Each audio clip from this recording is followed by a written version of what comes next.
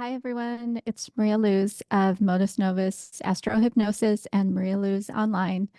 And this is the Friday Astro Energy Report for June 14th. It has been a week for a lot of people, and there have been some recent face-offs in the form of square aspects between sometimes malevolent characters. So that could be why. And we had Mars squaring Pluto and then Mercury squaring Saturn earlier in the week.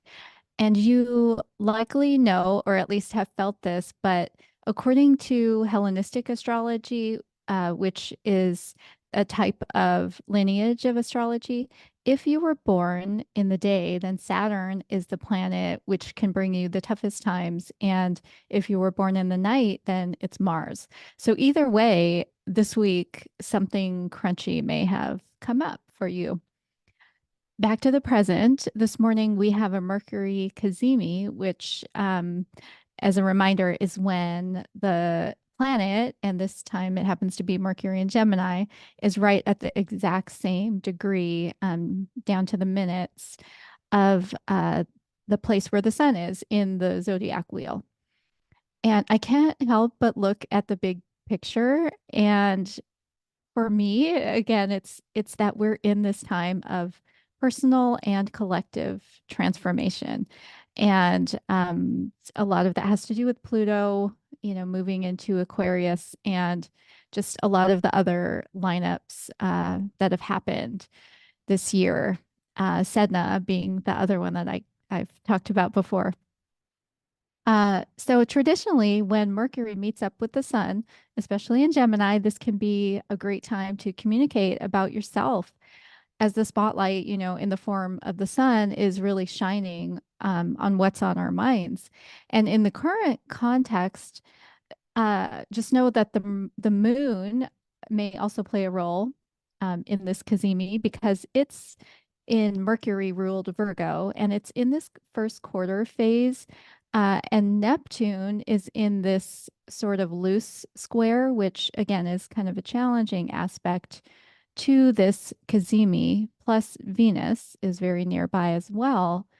Um, so Neptune's in that loose square to the Mercury, cazimi, and Venus. And then those are in this, Neptune is in an opposition to the moon. And breaking this down, this phase of the moon, the first quarter phase, is about taking action toward your intentions and asking for what you want, which, could be a very Mercury uh, inspired thing to do.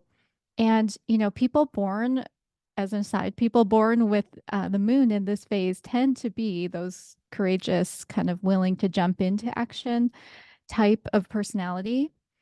And so that's going on. And then Neptune, again, being in that opposition to the moon and kind of challenging the sun and Mercury here, Neptune's nearing the end of this long, long stint since 2012 of time in Pisces. And Pisces is this dreamy, spiritual, imaginative sign. But next March, Neptune will be moving into the very action oriented Aries sign, which is ruled by Mars.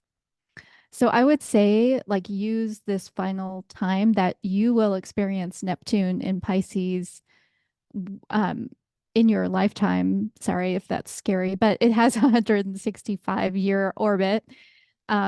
So this will be the last time, that we will experience Neptune in Pisces with, and with that Mercury in its home sign and in a cazimi, because it's not going to get back there before Neptune leaves for Aries. So I think it's this opportunity to express your dreams, because that's a Neptune thing, to a trusted person. And even if that seems like a small action, it's still a sign to the universe that it's your intent to act when the time is right. And the other reason I say this is that Saturn and Neptune are within 10 degrees of each other, which has not happened for a very, very long time. So there is some discussion between those two about, how much time do we really have to dream versus really rolling up our sleeves and putting that kind of Saturn effort in?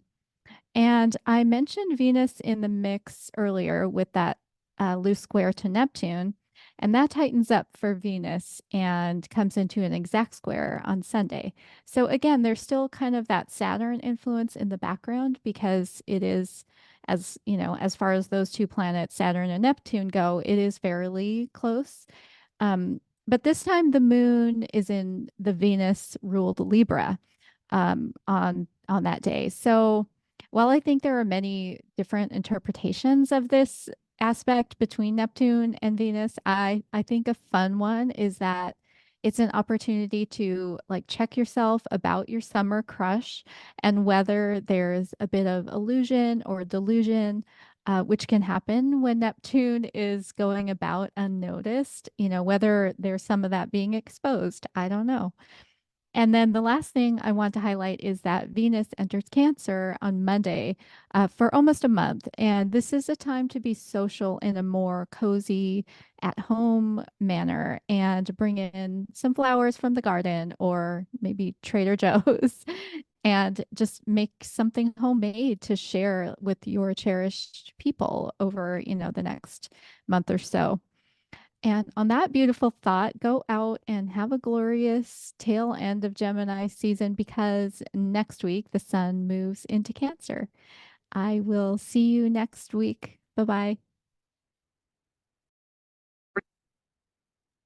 Hi, friend. I just wanted to say if you want to work with me, just go to my website. It's marialuz.online and you'll see the offerings. And you can always email me as well, info@marialuz.online. I really appreciate your support in watching. Share these videos if you like them and my podcast as well, Maria Luz's Conscious Curiosities, which can be found anywhere you podcast. Thank you so much and have a wonderful day.